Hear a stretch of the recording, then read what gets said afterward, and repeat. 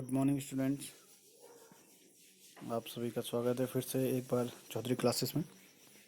और आज हम जो हमारा लास्ट टॉपिक छूटा हुआ था, आपने पढ़ा था यहाँ पर तक बेकिंग सोडा के बारे में और आपका व्यंजक चूर्ण के बारे में। आज इसमें आपका बचा है 2 टॉपिक और बच्चे, इसको हम फाइनल करते हैं सेकंड चैप्टर का, जिसका नाम है बेकिंग सोडा। बेकिंग सोडा आप जानते हैं जिसे हम खाने का सोडा भी कहते हैं, और यह खासतौर पर हमारे भोज्य पदार्थों में इस्तेमाल किया जाता है।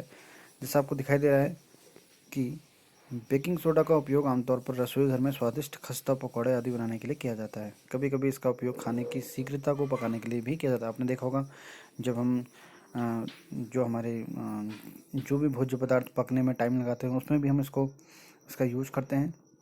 इसको खाने के सोडा के नाम से जाना जाता है।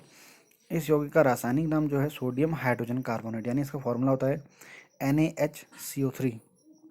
ठीक है, इसे सोडियम हाइड्रोजन कार्बोनेट भी कहते हैं या इसे सोडियम बाइकार्बोनेट भी कहा जाता है, क्योंकि इसमें एक हाइड्रोजन जुड़ा रहता है तो इसे सोडियम बाइकार्बोनेट भी कहते हैं।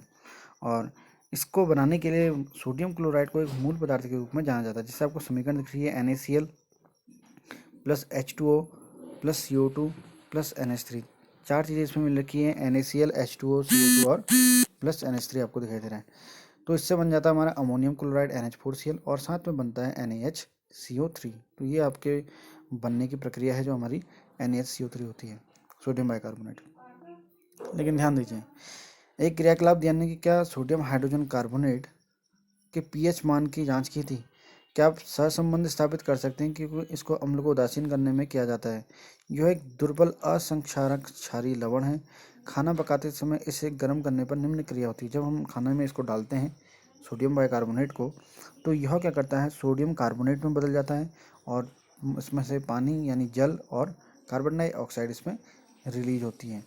तो यानी कार्बन डाइऑक्साइड रिलीज होती है तो इसका और जगह भी यूज हो सकता है। देखिए कहाँ होता है, इसका कई सारे उपयोग है। देखिए बेकिंग सोडा का सबसे पहले बेकिंग पाउडर को बनाने में जो बेकिंग सोडा यानी सोडियम हाइड्रोजन कार्बोनेट एवं टार्टरिक अम्ल जैसा एक मंद खाद्य अम्ल का मिश्रण है।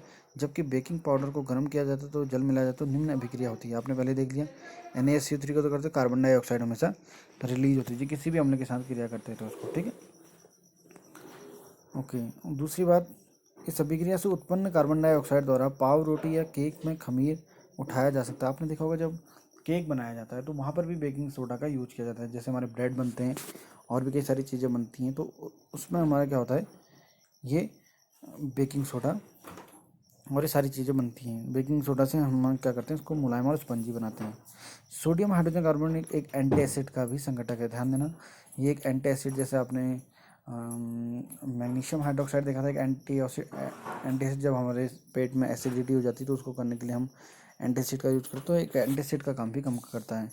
तो ये क्षारीय होने के कारण पेट में जो अम्ल की अधिकता को उदासीन करके राहत पहुंचाता है। इसका उपयोग, क्योंकि आपने देखा था कार्बन डाइऑक्साइड रिलीज होती है, तो कार्बन डाइऑक्साइड क्या होती है, आग बुझाने में काम करती है। तो यह एक अग्निशामक के रूप में भी काम कराया जाता है। नेक्स्ट आता है धावन सोडा। धावन सोडा का सूत्र सेम ऐसा ही होता है, लेकिन इसमें हाइड्रोजन नहीं होता है। हम सीधा इसको बोलते हैं Na2CO3। वहाँ पे आपका था NaHCO3, एक हाइड्रोजन हटके यहाँ पर 2 सोडियम के मॉलिक्यूल आ चुके हैं। इसे धावन सोडा यानी धोने का सोडा आपको नाम से क्लियर है कि ये धोने में यानी कपड़ों में जो हम इस्तेमाल करते हैं वो हमारा धावन सोडा के रूप में यूज किया जाता है। ये भी सोडियम क्लोराइड से प्राप्त किया जाता है।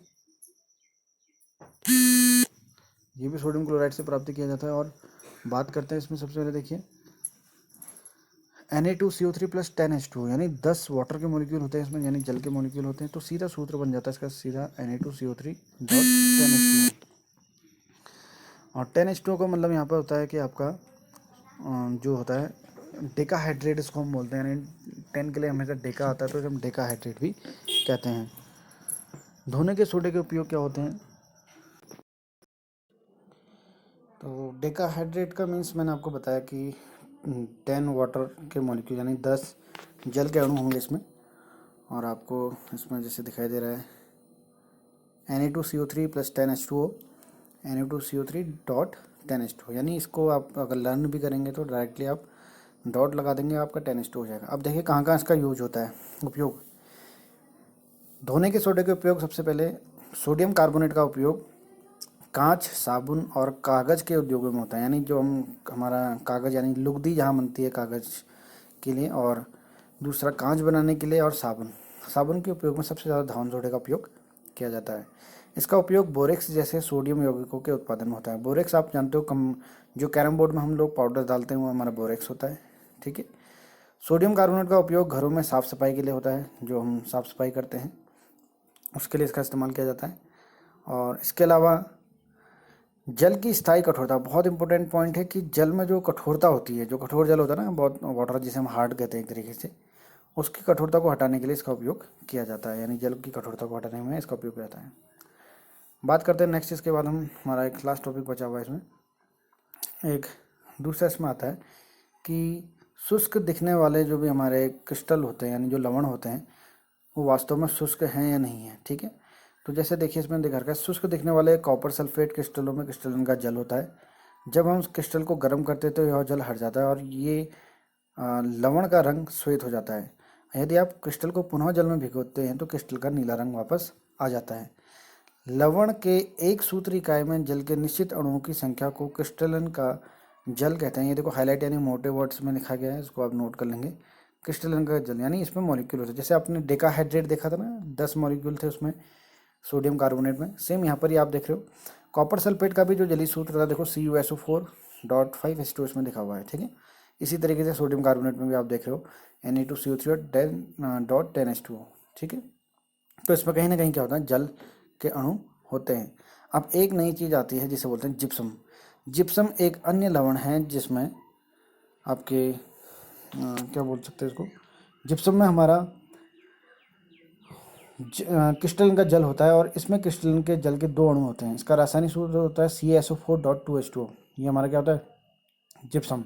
और जिप्सम बनता किससे, ये बनता है प्लास्टर ऑफ पेरिस से। देखो कैसे, प्लास्टर ऑफ पेरिस आप नीचे आपको दिखाई दे रहा है, POP भी कहते हैं। आप लोगों ने घरों में देखा होगा, जो उल्टी छत में जो डिज़ाइन निकालते हैं वाइट कलर की, वो POP होता है, यानी प्लास्टर ऑफ पेरिस होता है। तो उसमें जब हम पानी वगैरह मिला लेते हैं तो ये क्या हो जाता है, आपका हार्ड होने तक जिप्सम में कन्वर्ट हो जाता है। देखिए कैसे, जिप्सम को 373 केल्विन पर गर्म करने पर यह जल के अणुओं का त्याग कर कैल्शियम सल्फेट अर्ध हाइड्रेट या हेमी हाइड्रेट बनाता है। तो देखो CuSO4.5H2O, ओके। और इससे प्लास्टर ऑफ पेरिस कहते हैं। और इस पदार्थ का उपयोग डॉक्टर टूटी हुई हड्डियों को सही जगह पर स्थिर रखने के लिए करते हैं। कई लोगों ने अपने हाथों में प्लास्टर कई बार देखा होगा, लोगों के हाथों में भी देखा होगा। तो उसको जब हम बनाते हैं तो वाइट पाउडर होता है जिसे हम क्या बोलते हैं, प्लास्टर ऑफ पेरिस, ठीक है। प्लास्टर ऑफ पेरिस में हम एक सफ़ेद चूर्ण है जो जल मिलाने पर पुनः जिप्सम बनकर कठोर ठोस पदार्थ बन जाता है। तो ये फिर से क्या होता है, कठोर ठोस बन जाता है। तो हेमीहाइड्रेट था, इसमें देखिए CaSO4.5H2O प्लस, इसमें हमने 1.5 यानी 1.5 H2O के मॉलिक्यूल और ऐड किए, तो इससे हमारा बन गया CaSO4.2H2O, यानी हमारा इससे बन गया जिप्सम। तो बहुत इंपॉर्टेंट वीक है, इसको आप लोग याद करेंगे और इसके लिए आप कॉपी में नोट्स भी बना लेंगे। और जितने भी हमारे जो कैल्शियम सल्फेट अर्ध हाइड्रेट को प्लास्टर ऑफ पेरिस भी हम कहते हैं। तो इसे प्लास्टर ऑफ पेरिस इसीलिए कहा जाता है क्योंकि ये कहीं ना कहीं आपका जो नाम है इसका पेरिस से क्लियर है, क्योंकि वहाँ सबसे ज़्यादा आपका ये मिलता है कहीं ना कहीं, ठीक है। चलिए, ये चैप्टर हमारा यहीं पे एंड होता है और इसमें बहुत सारी चीज़ें आपने सीखी और देखा। ये आप बुक्स में पढ़ सकते हैं। इसके अभ्यास यानी ऑब्जेक्टिव क्वेश्चन आप अपनी कॉपी में कर सकते हो, इसको आप लोग कर सकते हैं, ऑब्जेक्टिव क्वेश्चन जितने आपको दिखाई दे रहे हैं। बाकी क्रियाकलाप अपने घर में कर सकते हैं। चलिए, अब हम नया चैप्टर स्टार्ट करेंगे इसी में। केमिस्ट्री में हमारे 2 चैप्टर हो गए। नेक्स्ट चैप्टर में फिर आपको बताऊंगा, यानी कल को हम स्टार्ट कर लेंगे। ये आप काम कंप्लीट कर लीजिए, कल को हम नया चैप्टर स्टार्ट करते हैं फिजिक्स में। Okay, thank you. और चैनल को लाइक करते रहें और सब्सक्राइब करते हैं।